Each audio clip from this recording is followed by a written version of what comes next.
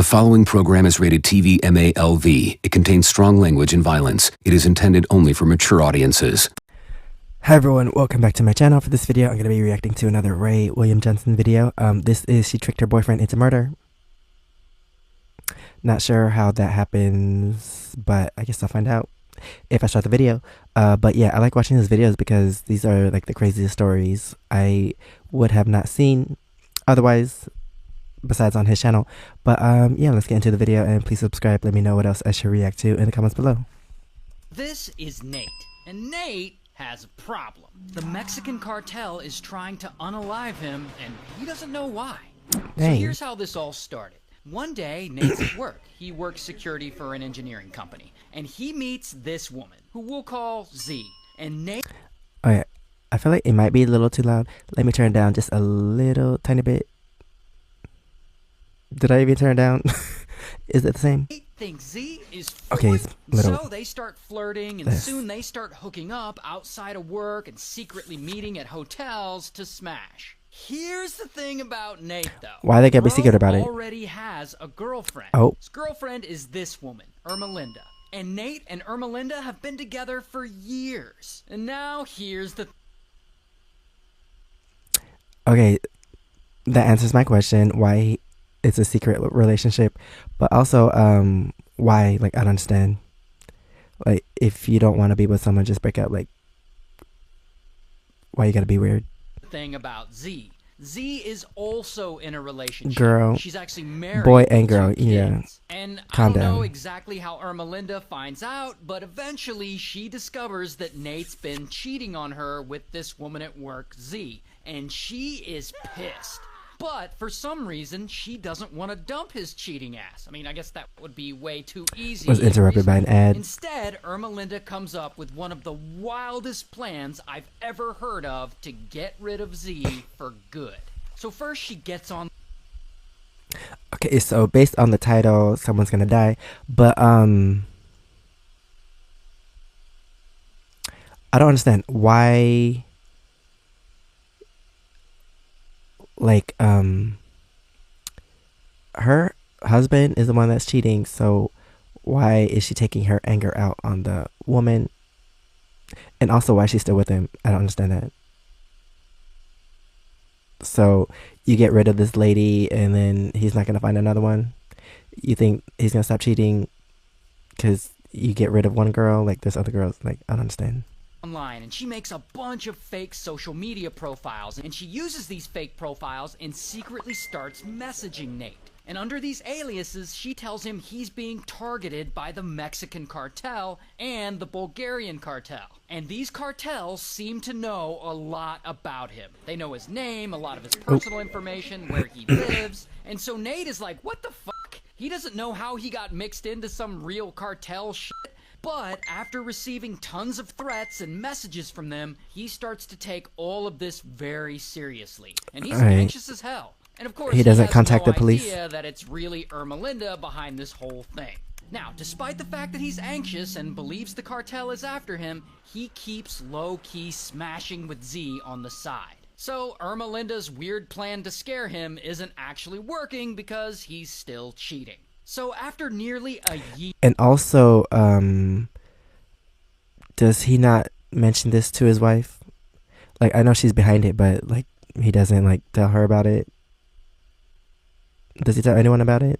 Not even the police? Year of this, Ermelinda has to try something a little different. And so you... Okay, she's also weird, because why not move on if you know he's cheating? Like, why can't you just move on yourself?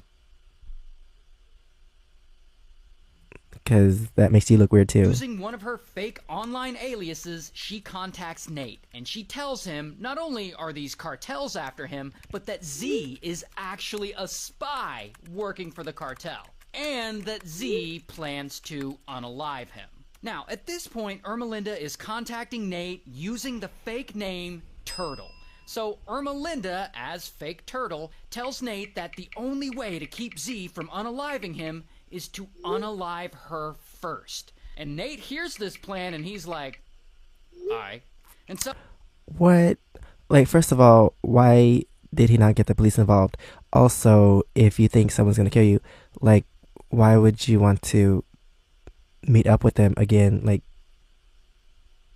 if you thought someone was going to try to kill you, like, why would you even try to meet up with them? Like, I'm so confused. Like, you're just gonna put it in your own hands to kill them before they kill you, acting like you live in a movie or something. That's weird. Nate and his new online friend, Fake Turtle, they researched the layout of Z's house, because their plan is to break into her house, unalive her, and make it all look like a robbery gone wrong. Now here's where it gets a little confusing.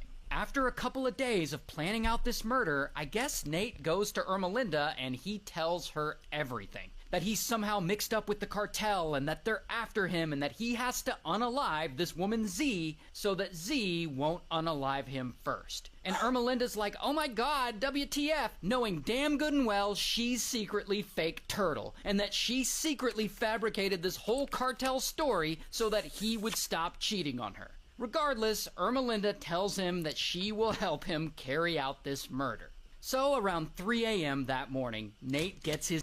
That is so weird. Like, you go through all this instead of contacting the police. Right. People are weird. And he and Ermelinda get into the car and she drives him over to Z's house. So they get there and she waits there in the car. Doesn't she have a family? He sneaks up to the house and he enters through. Doesn't she have a husband and kids? Door. Now, I guess Nate must have made some noise while doing this because pretty quickly Z's husband wakes up. Because remember, Z's married with 2 kids. So husband wakes up and he comes out to see what's going on and suddenly, blam, blam, Nate unalives him right there. And I guess Z hears these shots go off and she panics and she locks herself and her kids inside the bedroom. Oh, but this doesn't stop Nate. He goes to the bedroom, raises his pew-pew, and blam, blam, blam, he fires... Okay, no one's contacting the police in this video. Right through the door, more than a dozen times. And unfortunately, this unalives them all. And to make it worse, for some reason, he then takes the pew-pew and blam, blam, he unalives their 2 dogs. Dang. Then he messes up all their stuff, I guess to make it look like a robbery, and then he leaves, and he and Ermelinda go home. So the next day, they're both Z's weird. husband doesn't show up for work, and people notice, and they call the police to go and do a welfare check. So that night, police go to the house for a live welfare footage. check, and they're looking through the windows, and they see the dogs. Oh god, dogs are dead. 2 dead dogs. I need more units here. And then, of course, they go inside and they find the rest of the family. And so, bam, police start investigating, and they search Z's phone, Dang, and his they eyes. find a ton of messages between her and Nate, and almost immediately they figure out that these 2 were secretly smashing. The next day, police show up to Nate's work to question him, and they ask him to hand over his phone, and he's like, how about I bring you my phone later? How about this? How about I come see you guys later? Okay, there's something wrong with him because, like, why? I don't know. You just believe everything you hear on the internet. Like, if people message me online and I don't know who they are, I just ignore these messages. But he's all up in it. He got entangled in this situation and he believed it without contacting the police at any point. Weird. After work or something like that, because I got other in there that I don't necessarily want you to be like looking at. You know what I'm saying? And of course, he denies being involved in any of this. I gotta ask, did you have anything to do with this?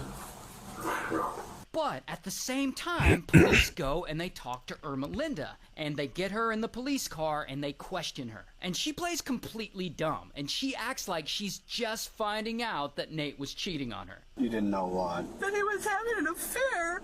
Okay. When did you find that out? Right now? No.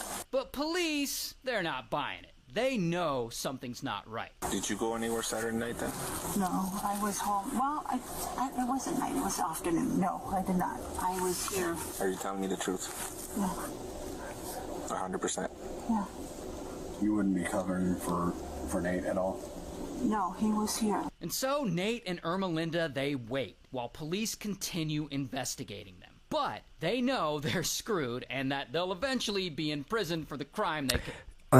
I'm still wondering why, like, I wonder if anyone ever asked him, like, why didn't you contact the police?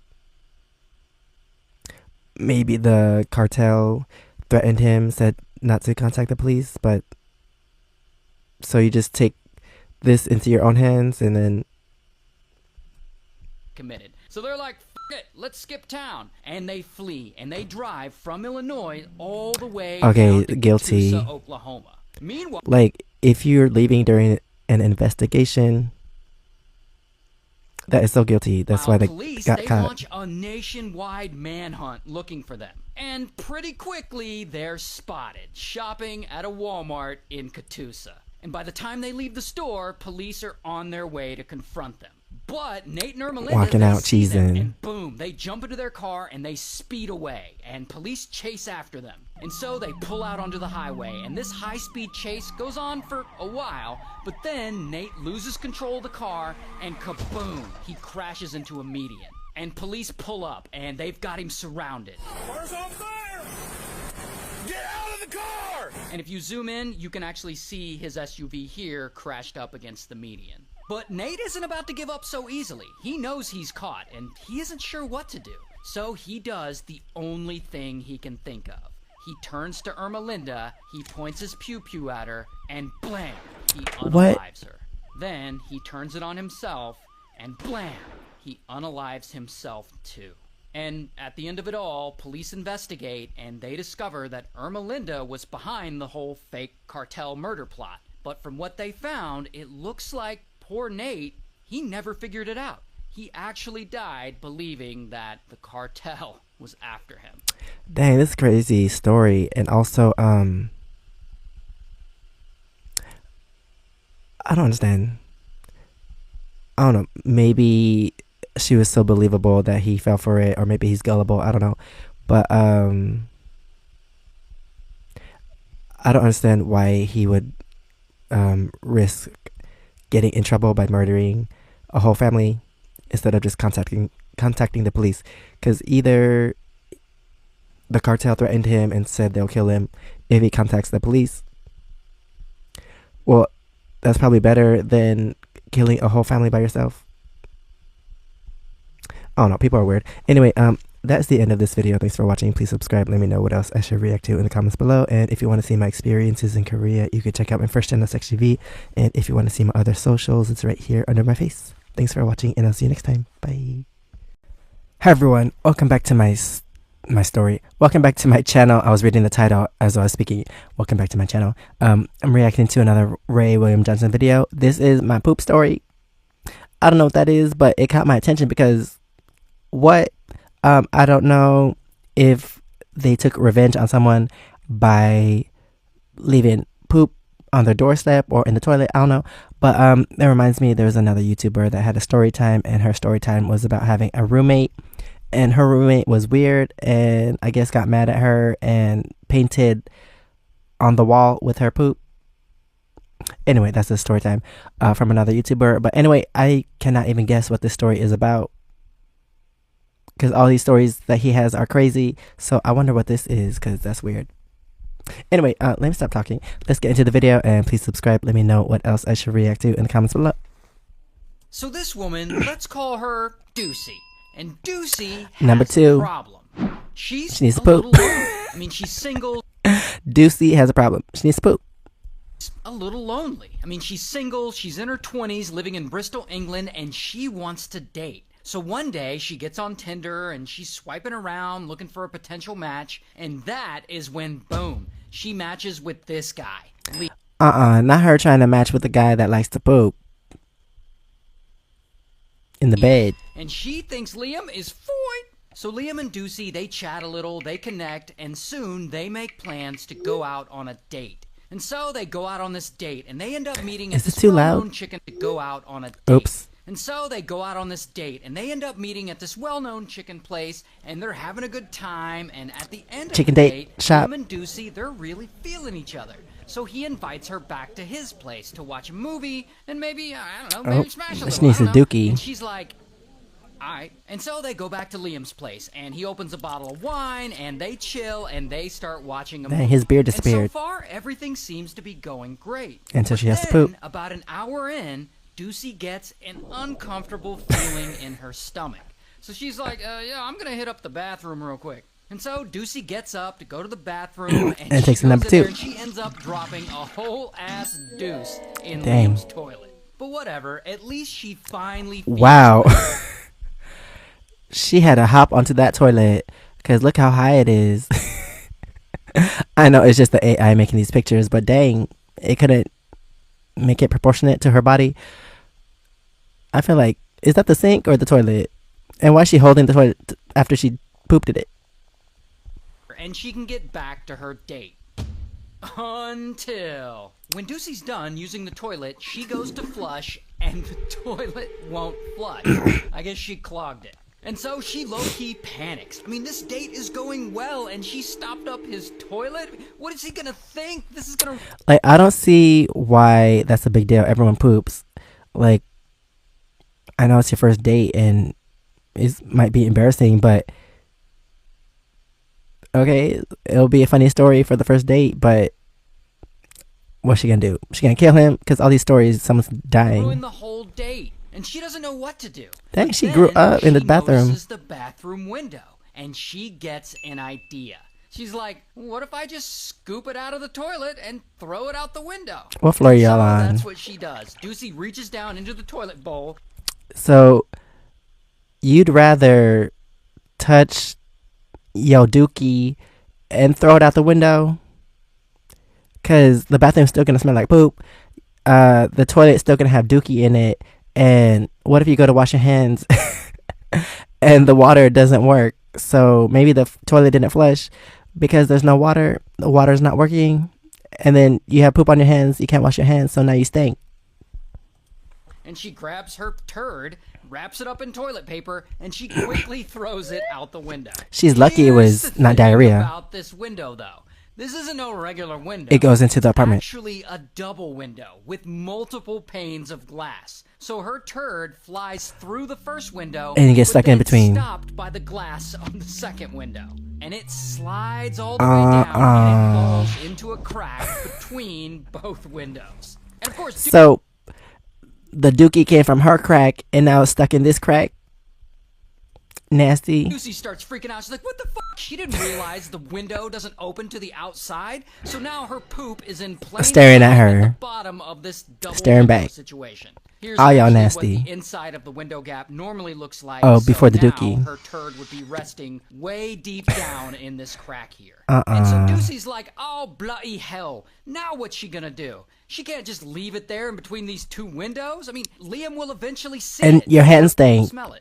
And so she decides the best thing to do is to tell him the truth. And so she leaves the bathroom, and I assume she washed her hands.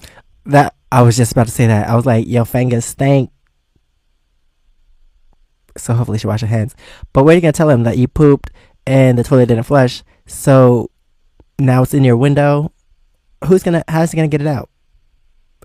She better to get it out herself. But she leaves the bathroom, she goes to Liam, who is still on the couch, and she tells him exactly what happened. She's like, I dropped a load in your toilet and I accidentally clogged it up and I tried to scoop it out and throw it out the window, but I didn't know you have a double window and the poop slid down and got stuck between the cracks and I don't know how to get it out. That's And the longest Liam, hashtag. He seems like a nice guy and he doesn't want to make her feel bad about it, so he's like, no worries, we'll just fish it out and throw it in the bin. No problem. But now they have to access the window gap by going outside and opening the window from the outside. So they go outside, and that is when they discover the outside window is completely sealed shut. Like, it doesn't open at all. So Ducey's turd, wrapped in toilet paper, is trapped. Dang. And it's on display for anyone walking by to see. Here's actually a photo of it. And if you zoom in, you can kind of see it right there, wrapped in toilet paper.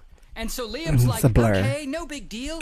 I'll just break the window and we'll get the dookie out that way. But no, Ducey actually has a better idea. She just happens to be She gonna vacuum? an amateur gymnast.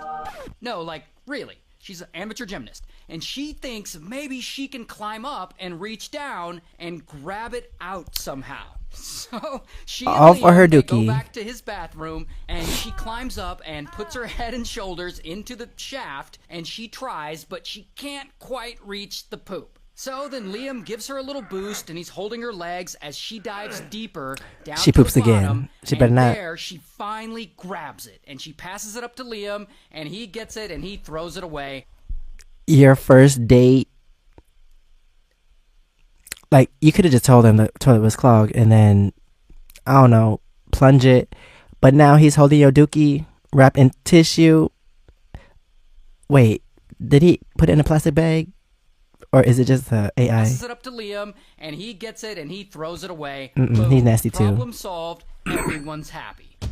Until again, when Ducey moves Again. to get out of the crevice, she's unfortunately stuck upside down. Like literally upside Don't tell me she's down. gonna die in And there. Liam, he tries to help her, but he can't get her out. Like she is seriously stuck in there. So to top off this first date that's clearly going so well, Liam But you know what? It would be funny if they actually got married after all this. has to call the fire department. So Liam calls the fire department, and he's like, my date got stuck in the shaft trying to get out her phone. Then, sometime later, a whole And the ass fire brigade department's shows like, up, "What's that and smell?" they all have to cram in the bathroom so that they can rescue Ducey, and this is an actual photo of all of them doing that. And if you think that's embarrassing, someone actually took a picture of her And her hair in the is on her dookie spot. Lucky for her, the firemen do fish her out, and she's physically okay, although this might be the worst first date story I've ever heard. And in case you were wondering, like I said, Liam's a nice guy, and he and Ducey did end up going out a couple more times on a couple more dates, but ultimately they weren't a match, and they did not end up together. Wow. Dang. Dumbest story we've ever... Imagine, what if they got married and then they tell everyone their first date story, but even though they're not together, it's still a nice, not a nice, it's still a funny story to tell their family and friends. But anyway, that is the end of this video. Thanks for watching. Please subscribe. Let me know what else I should react to in the comments below. And if you want to see my experiences in Korea, you can check out my first channel, SexGV. And if you want to see my other socials, it's right here under my face. Thanks for watching, and I'll see you next time. Bye. Hi everyone, welcome back to my channel. For this video, I'm going to be reacting to another Ray William Johnson video. His videos are really addicting to me, so I like to watch them. But I only watch them when I react to them. But yeah, this one is My Plastic Surgeon is Evil, and all the stories that he tells on his channel like are crazy, so I wonder what's gonna happen in this video. But yeah, let's get into the video, and please subscribe. Let me know what else I should react to in the comments below. So this doctor is about to unalive someone over some negative online reviews. Allegedly. Well, I guess we found out right in the first 6 seconds. Dang. Already?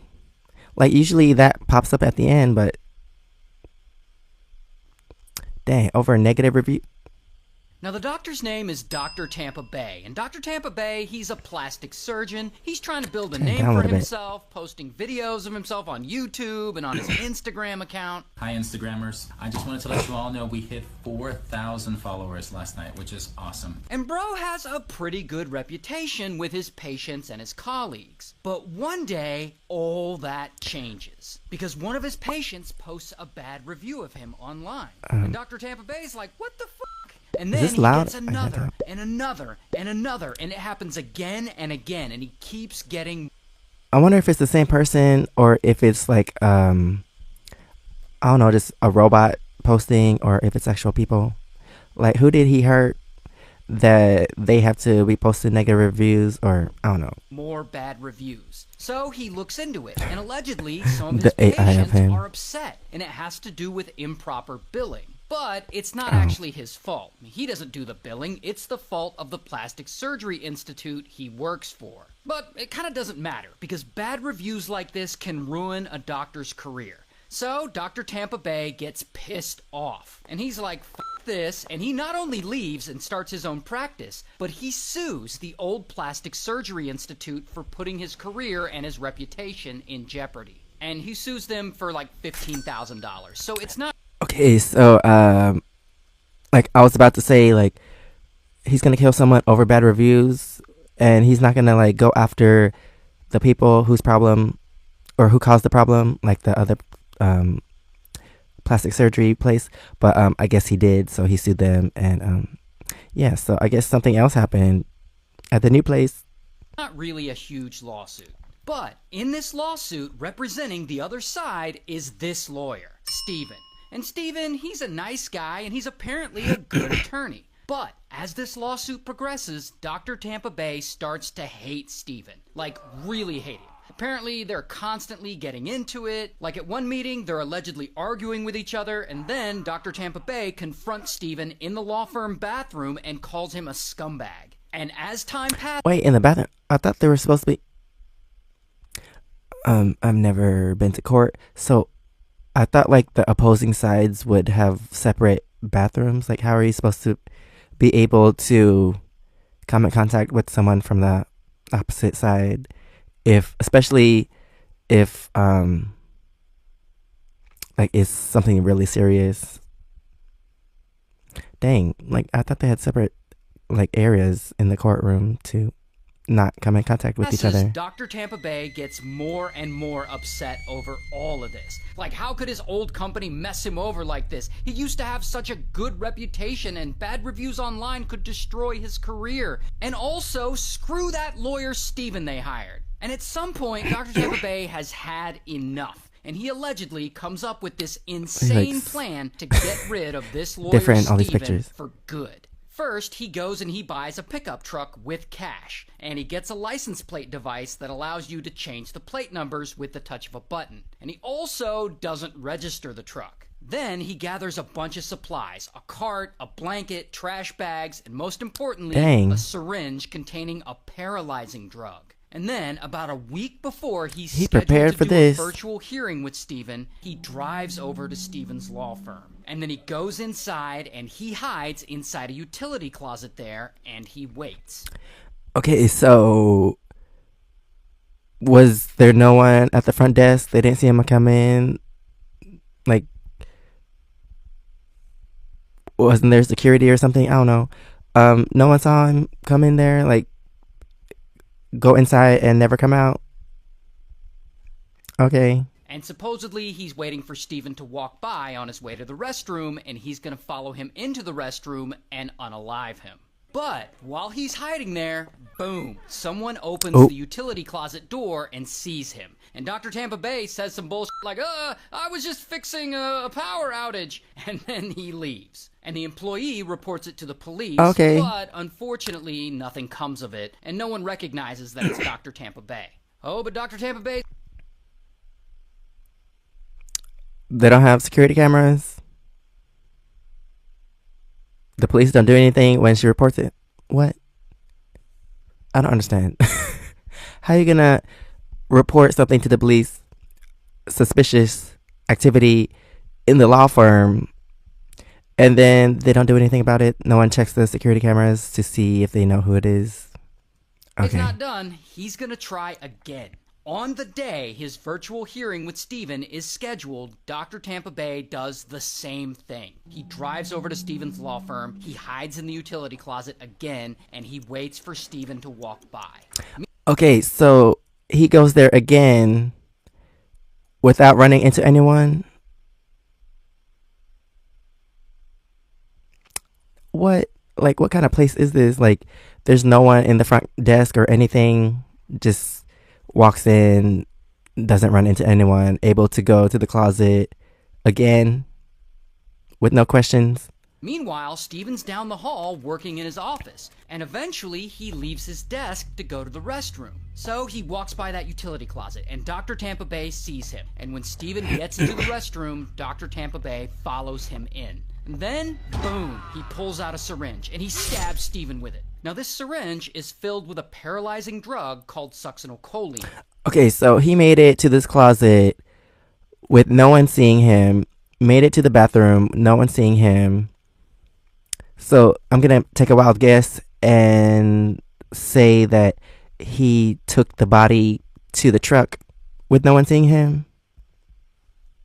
Which paralyzes your whole body while you're still wide awake. and it only takes about 60 seconds to start working. So, poor Steven, his body becomes completely paralyzed. And but no one he's heard still anything? very wide awake during this whole thing. And then, and I'm not sure exactly Like, how he's he not does able to it, scream but within while those Steven 60 is seconds? paralyzed, Dr. Tampa Bay allegedly unalives him right there in the restroom. Then, Dr. Tampa Bay cleans the whole place up with bleach, and next, he gets his cart from the back of his truck, and he puts Steven's body in it, and he throws a blanket over it to hide it. And no one saw anything, heard anything. There must not be a front desk, or I don't know. Dang. All this happened within, I don't know. How long does it take to clean up blood and pack up a body?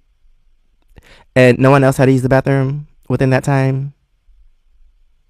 And he What? pulls the cart with Steven's body in it out the front door of the law firm, and he loads it into the back of his pickup truck. Not even anyone It's honestly outside? amazing that no one at the law firm noticed or heard anything Right? suspicious. Like, it seems like that fight in the restroom would have been really loud. But anyway, now at this point, Dr. Shouting? Tampa Bay and Steven are scheduled to do that virtual hearing via phone. So Dr. Tampa Bay stops what he's doing and he signs into the virtual hearing using his phone. I guess this is to give himself an alibi, like, I couldn't have unalived anyone. I was on the phone in that virtual hearing the whole time. But anyway, Steven obviously doesn't make it to the virtual hearing because, he's no longer alive. While Dr. Tampa Bay waits on the phone for the hearing to start. But Okay, obviously, so he does it from his car.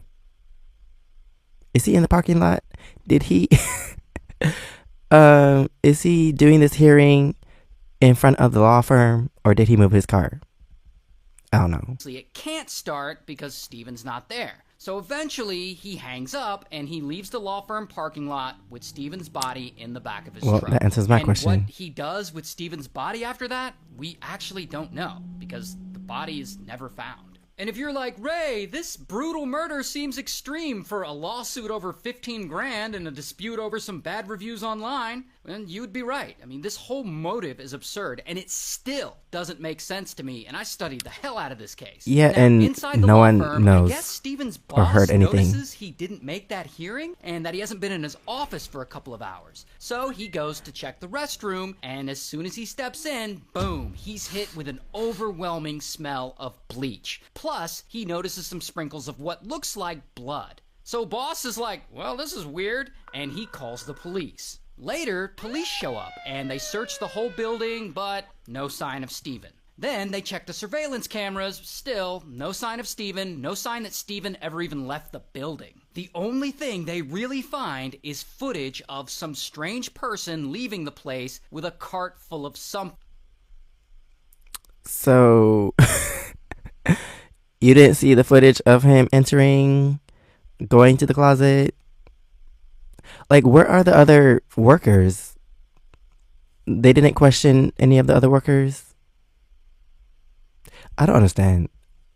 That looks like it could be a body, but who knows? And they do see the strange person drive away in his truck. Plus, they find one lone fingerprint on the restroom door. And as police investigate further, they're told about some of the past arguments that Steven and Dr. Tampa Bay had. And they're told that a few weeks before, some strange guy was seen hiding in the utility closet. And police, they start piecing all of this evidence together. And suddenly, They couldn't piece it they the first have a time? suspect, Dr. Tampa Bay. And so, bam, they get a warrant, and they go and search his house. And there, they find the truck seen in the security footage parked in his garage. Plus, there's blood in the truck bed. Not to mention that one lone fingerprint they found on the restroom door, it just happens to be Dr. Tampa Bay's. And later, they search his other car. And also, they couldn't tell who the person was from the security video?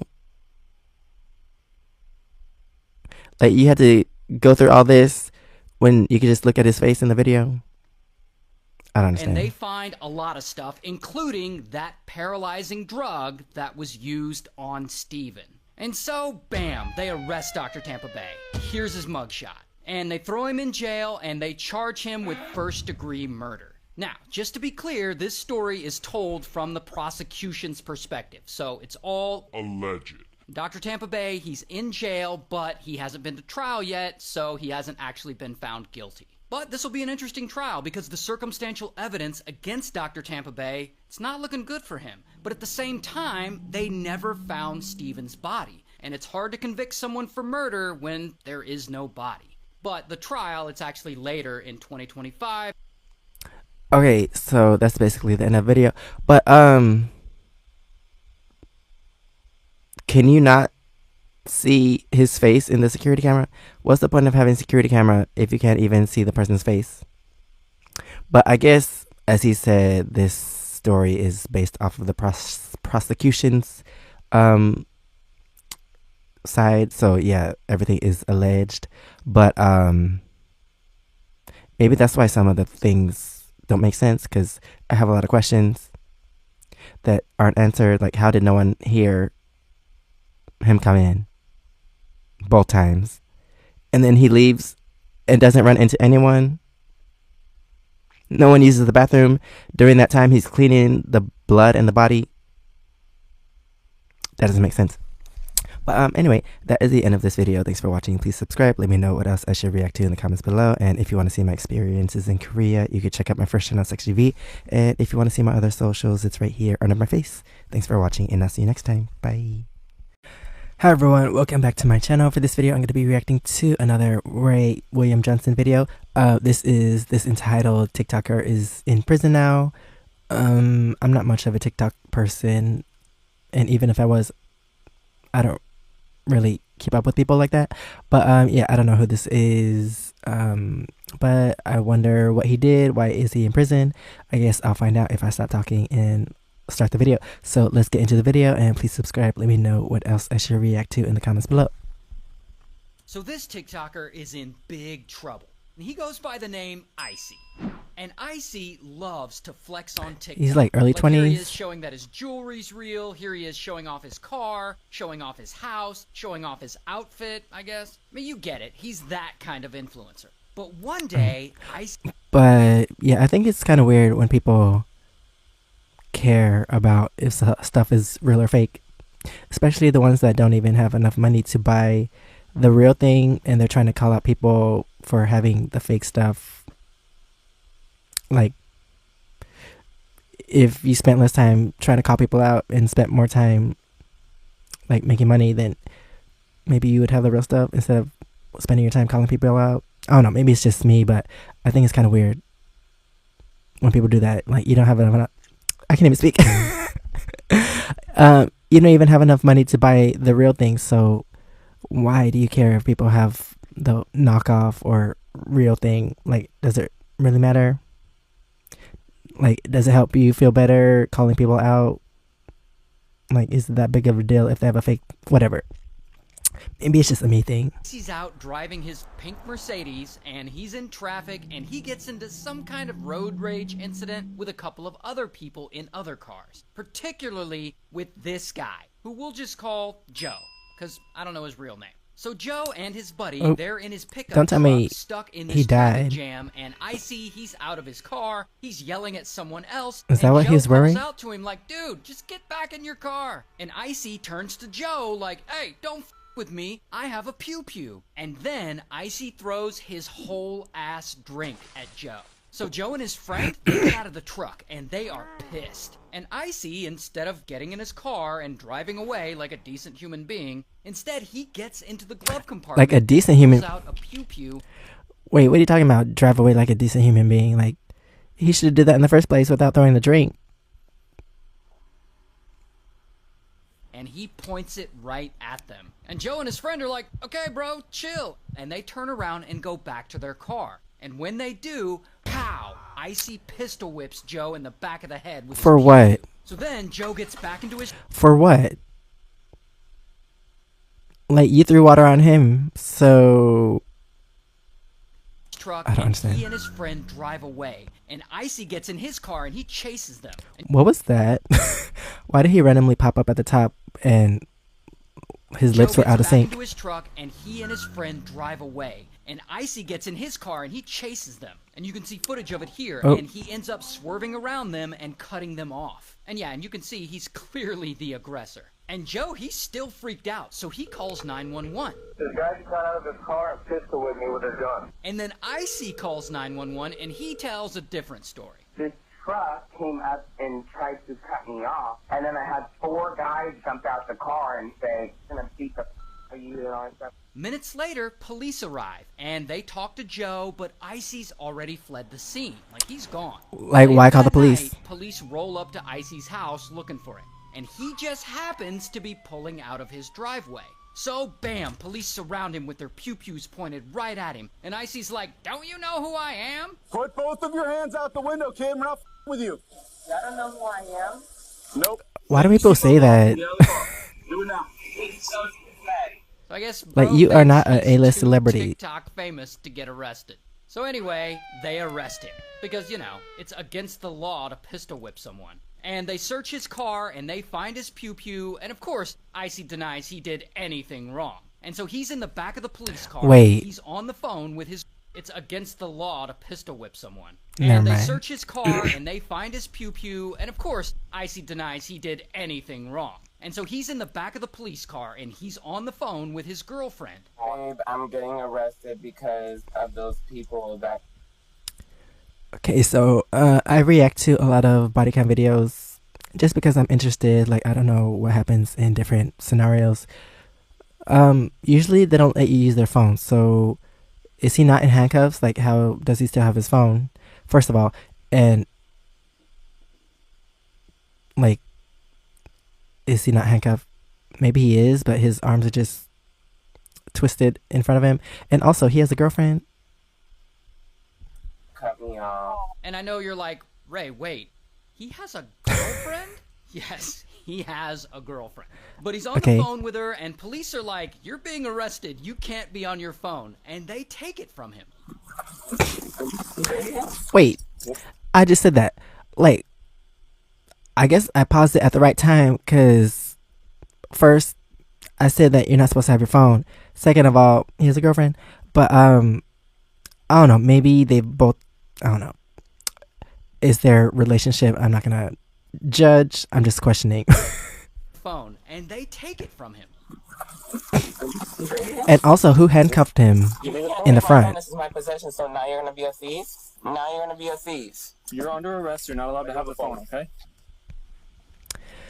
So I mentioned that I react to a lot of body cam videos. So usually they pat you down and they take your stuff before they put you in the car. So which officer forgot to do that? Okay. Wow. And then Icy starts with the whole, "But I'm internet famous" thing again. You don't see any problem with this. You don't see the problem that somebody with a bright pink car who is famous online gets with on the freeways all the time, and that's why I carry a gun. You don't even know what gun is the same gun that I hit with if I did. So you don't even know what gun was. Why would you bring that up if you didn't?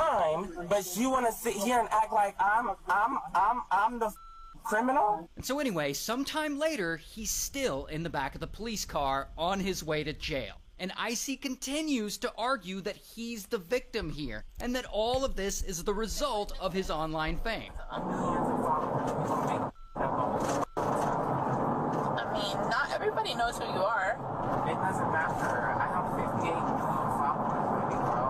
Everybody who's been on TikTok or Instagram is so quiet. You can't assume that everybody. This is my first time I've ever heard of him. I said a lot of people know who I am. And by the way, I don't know where he got that 58 million followers number, because his TikTok account doesn't show anywhere near that. But whatever, who's counting? So anyway, He they got confused get into with the views. station, and he keeps resisting arrest and trying to flex at the same time. You're not about to take $30,000, $40,000 worth of jewelry without me knowing exactly where And it's I'm going. gonna write it on this form. So and then go you're ahead and gonna write sign it on the form. No, and I then have to bring it know to what I me. have to put on it. So give me the jewelry. You don't know what this jewelry is valued. Why? Come on now. I don't. You this to me the whole entire time in the car. So nice to you. No, You've been calling. Get back in the car. Let him take his chance in jail, though. Okay. Oh, wait. Where are they now? So at this point, I guess he I gets thought they pulled mad up to the 'cause jail he already. just starts vomiting insults at them. You guys are so annoying. It's like a power trip. You guys are no friends. in school. That's true. I'm not. You guys had no anybody thinking that you were cool. So that It's crazy to me that people think that's what is most important. Like being known by everyone, or like, what else you say? Like being popular. I'm not. you guys had no anybody thinking that you were cool. So that People thinking that you're cool. Like knowing a lot of people. Is that really what's important? Like if that's the most important to him, and it obviously is, because that's what he brought up. That's so weird to me. He must be early 20s, because this is still high school mentality.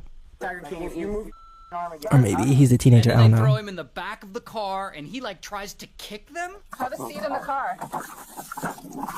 Hey! There you go. On the charge right there. And so anyway, after all that, Icy's finally arrested. Bam! Here's his mugshot. And he spends a couple of days Where'd in the blood jail, come from? and then he gets bailed out. Now at this point, Icy could lay low. Wait, where did the blood come from? Wasn't he, did they wrestle him to the ground? Like, I don't understand. He could keep his head down, try not to make any noise or cause any trouble. Oh, but He's gonna make more that's not videos? what he does. He immediately gets on TikTok How did I and know? he starts spinning his own version of the story. Gosh, should I do a story time about how I got ripped out my Mercedes and my ass beat for trying to take my seatbelt off when they tell me to get out the car? And while he's out on bail, waiting for his trial, he's posting all over TikTok, still trying to flex like life is good. Like showing off his jewelry, showing off another Mercedes I guess he owns, showing off a bunch of Louis Vuitton stuff he bought, buying his girlfriend an expensive purse, and generally just showing off stacks of cash. His girlfriend. Where did a guy like Icy get all this disposable income to buy all this stuff? But Honestly, sometimes people use the word girlfriend as in, my like, guess BFF. is he doesn't have all this money to spend. My guess is he's in debt, living off credit cards, stuff like that. No one with any real wealth shows off stacks of cash like that. It's a dead giveaway that he's low-key not managing his finances well and probably living in debt. Anyway, eventually his trial gets postponed. So, in the meantime, bro is right back to living his best. But I'm glad I brought that up, that some people think it's the most important in the world to, like, know a lot of people, be known by a lot of people, and looking cool in front of all these people. That's most important to him. And he's showing it online, but you can't trust everything that you see online, because some people are fake, living fake lives, and he's in debt, as they said, or as he said. So I guess that's why he's going to end up in prison, because he doesn't have money to pay for everything. Best life. Until Trying to flex on people when Icy you broke gets yourself. in trouble again. Allegedly, he gets into it with someone doing else, something and else. I guess he ends up keying that person's car or something. I'm not really sure. And police find out, and his bond is revoked, and bam, he's arrested again. And Not him before in he a goes robe back again. to jail for a long time, he does whippets while live streaming on TikTok, I guess to send himself off. And so he sits in jail. And a year later, his trial finally happens. And he's found guilty, and he's sentenced to a total of 5 years in prison. Dang. Since then, his girlfriend, I guess she's now his wife, because I guess they got married, but she has completely taken over his TikTok. Like, it looks like she's running all his social media now. Hey y'all, so I have to come on here and tell you guys that obviously Dang. I'm not on drugs and I'm just sad and breaking out. I'm off birth control and I am not doing well. Also, to top it all off, Okay, so what's the point of going online to tell everyone that, like, you can't deal with that in private? You go online to tell everyone you're not doing well? For what reason? Icy's mom, like his biological mother, she also makes TikToks, and sometimes she gets on and talks about what a turd he is. Are you a parent and have you raised an asshole? Because I am, and apparently that is exactly what I did. That's just amazing. Well, at least his mom's truthful about it, because, yeah, it seemed like he didn't learn from the first incident with the police. Yeah, this fake lifestyle stuff and people just on the internet for fame, clout, whatever, attention mostly, is so weird to me. Like, I don't understand people. Like, if that is what is most important to you, then something's wrong with you. But that is the end of this video. Thanks for watching. Please subscribe. Let me know what else I should react to in the comments below. And if you want to see my experiences in Korea, you could check out my first channel, Sex TV. And if you want to see my other socials, it's right here under my face. Thanks for watching, and I'll see you next time. Bye. Hi everyone, welcome back to my channel. For this video, I'm going to be reacting to another Ray William Johnson video. This teen girl became a terrorist. Not sure how that happened, but I guess I'll find out when I start the video. But I wonder if it was by choice or if it was forced upon her. I don't know, but if I start talking, maybe I'll find out. So let's get into the video, and please subscribe. Let me know what else I should react to in the comments below. So how did this rich teenage girl become the most wanted woman in America? Now, her name's Patricia, and she's 19, and she goes to college in California, and one night in 1974, there's a knock dang, at a her long time door, ago. and she answers it, and boom, 3 people wearing masks bust into her apartment, and they're armed.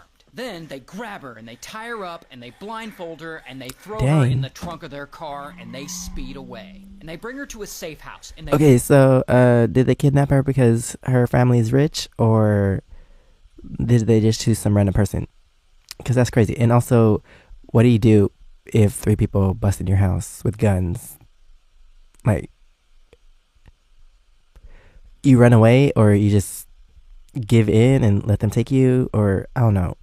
throw her in a closet. And this is actually a real-life photo of that tiny little closet. So, who are these kidnappers? Well, they're actually members of a Marxist group called the SLA, and they think of themselves like Robin Hood types, stealing from the rich to give to the poor. And even though she's only 19 years old, so Patricia they stole her. is wealthy. Well, her family's wealthy. Her dad is actually Randy Hearst, the head of a newspaper empire. So not only is her family super wealthy, but they're sort of known for controlling I was the interrupted media. by Nat. And because of this, the SLA sees kidnapping this rich man's daughter as the perfect symbol for what they stand for. And so Is it this though? kidnapping story blows up, and it becomes huge news all over the country. A few days later, the SLA sends a letter to a local radio station for them to read on the air. And the letter is a message to Patricia's dad, like, "We kidnapped your daughter, bro." And once people are paying attention, the SLA sends an audio recording of Patricia. Mom, Dad, I'm okay. I had a few scrapes and stuff, but they've Is this the real audio, or is this AI? washed them up and they're getting okay, and I've caught a cold, but they're giving me pills for it. But also, the SLA is on tape making demands. Before any form of negotiation for the release of the subject prisoner be initiated, that an action of good faith be shown on the part of the Hearst family. This gesture is to be in the form of food to the needy and the unemployed. And so the SLA demands that Patricia's dad distribute $70 worth of food to every needy, hungry person in the state of California, which would be around $500 a person today. But donating that much food would cost Patricia's dad an estimated $400 million. So Patricia's dad is like, $400 million? Best I can do is $2 million. And they're only going to distribute the food to needy people around the Bay Area specifically. And so they do this. They distribute $2 million. How do they know, like, if they provide the money for the food and the people get the food, how does he know that his daughter will be returned after that? Well, like, what if they ask for more stuff? Worth of food, and it kind of causes a riot, but they get it done. Despite that fact, the SLA doesn't release Patricia like they said they would. What did I say? Meanwhile, Patricia's captors have started letting her out of the closet little by little, and she's been talking to them and listening to some of the things they're preaching, and they're making her read their like manifestos and. Oh, so she became part of them. Is this like free will, or was she brainwashed? I don't know. But so that's how. Oh. stuff. Okay, I see and what's happening over the now. course of a few weeks, she's like, damn, some of the SLA's ideas kind of make sense. I mean, they're pro-women, they're anti-racism, they want the rich to help the needy. Some of these ideas are a little ahead of their time, and this is very appealing to a 19-year-old college student like Patricia. And so, about a month later, the SLA finally gives her the option to go home. I mean, they can't hold her forever, and they don't really have much use for her anymore, but Patricia decides, nah. Wait, he said a year later?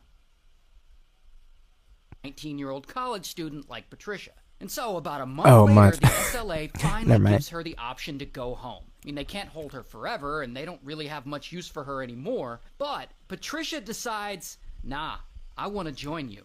I want to be a part of the SLA. Plus, she starts getting mad at her dad. She thinks he didn't do enough to help feed those needy people he agreed to feed. So she makes a new audio announcement and sends it. In the last week, it has become obvious to the SLA and to all hungry people and to me that my father has not even attempted to show a gesture of good faith. And it's very clear from this recording that she has been fully radicalized. I've chosen to stay and fight. I've been given the name Tanya, Patria o Muerte, venceremos. Then, about 2 weeks later, the SLA goes to rob a bank. And Patricia, as one of their members, goes with them. And so they roll up into this bank, and they've all got pew-pews. And they start screaming, put the money in the bag! Wait, I'm confused. So, she is the daughter of a rich man. So, instead of robbing a bank, why didn't she just pretend to be, I guess, the same girl that she was before? And I don't know, like, take money out of his account or something. I'm not trying to promote illegal stuff, but like, wouldn't that be better than robbing a bank? Like, if she's a part of the group now and she wants to help everyone now, her dad's rich, why not just, I don't know, does she not have access to his accounts or something? I don't know, but wouldn't that be better than robbing a bank? Or whatever. But you can see Patricia on security footage here, and she doesn't look like she's being held prisoner. Did they She teach looks her like a how to use the full gun? Participant in this robbery. In fact, at one point, she even yells to the bank customers, "Up against the wall, motherfuckers!" And also, why don't they hide their identities? Like, their faces are all open. And what year were security cameras introduced to the public?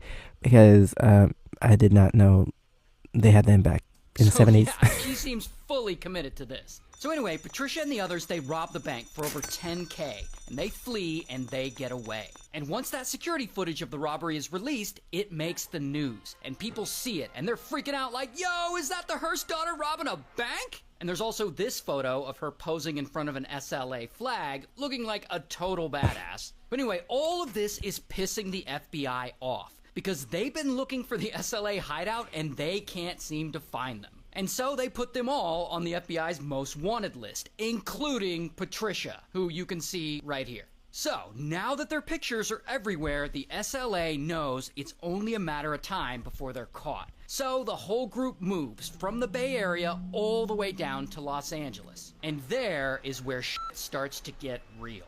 One day, some SLA members go into a sporting goods store because they're gonna do a little shoplifting. While they're inside, Patricia waits for them outside in the van. And so they're inside and they're shoplifting, and some employees catch them and they confront them. And so the SLA members run outside and the employees chase them. And Patricia, she sees what's going on and she grabs a pew-pew and she leans out the window and she sprays shots all over the building. And so the employees, they back off. And Patricia and the SLA, they all get away. But this whole shoplifting gone wrong thing makes such a scene that the FBI and police now know that the SLA is... Wait, also I'm confused, because if you're basically, your faces are out there in the public, all over the news after the bank robbery, why would you go randomly to a store in public? Like, people know what you look like, so I'm confused about that.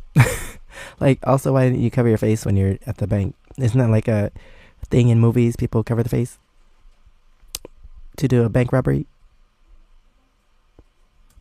In Los Angeles. And they're able to track down the van they got away in. And tracking down this van leads them right to the SLA safe house. And the next day, boom, police have the safe house surrounded, like, come out with your hands up! But the SLA refuses to surrender, not without a fight. And so, pow, the whole scene turns into this massive shootout. The SLA shooting on one side, and the cops shooting on the other. And this thing goes on for like an hour. And the news crews are there, so this chaotic scene is happening live on TV. And eventually, police are like, all right then, and they throw some tear gas into one of the windows of the safe house, and you could see the place all fogging up. And then suddenly, kaboom, the SLA house catches on fire. Oh, I thought it was gonna explode. The place goes up in flames. And the SLA members inside, they all end up unalive.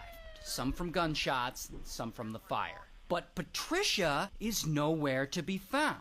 And that's because she wasn't actually in the safe house. She's lying low with some other SLA members about 30 minutes away in a hotel. And so they're in that hotel and they hear the news of all the other members dying in the shootout. And they're like, oh shit. And so they go on the run. 16 months later, FBI tracks some SLA members to an apartment in San Francisco. And they swoop in and bam, they finally arrest them. And Patricia. Here's her mugshot. Now, when Patricia is arrested, Dang, 1975. she appears to stand by her choice to join the SLA. I mean, you can see her here smiling, throwing up the revolutionary salute. And when she's booked, they ask her her occupation, and she tells them urban guerrilla. So, like, she's all in. But later, during her trial, she completely flips. She's like, actually, I was brainwashed. I was coerced into committing all those crimes. See, that's what I was asking in the beginning, because, like, like this part where she switched up. But no, she just doesn't want to go to jail. And, you know, maybe she was. Like, I don't know. I You don't know. decide. I'm just a storyteller. But anyway, I guess... No, because she had a chance to leave, but she stayed, so... I don't know. Like, it wasn't like she was held at gunpoint and forced to stay and do all those things. I think when things got real and she got caught and was in court, she's like, no, never mind. The jury doesn't buy it because Patricia is found guilty of bank robbery and some other stuff, and she's sentenced to 7 years in prison. And about 2 years later, she's still alive? I guess President Jimmy Carter feels differently than the jury because he commutes her sentence. So in total, she only spent like 22 months in prison before she's let out. And here she is holding up her order of clemency. Wow. Okay, so she's still alive? So if she was like, I wasn't keeping track of all the dates, but she was 19 when she got kidnapped, and then it's like a few years, so she was in her 20s. That was 75, 85, 95,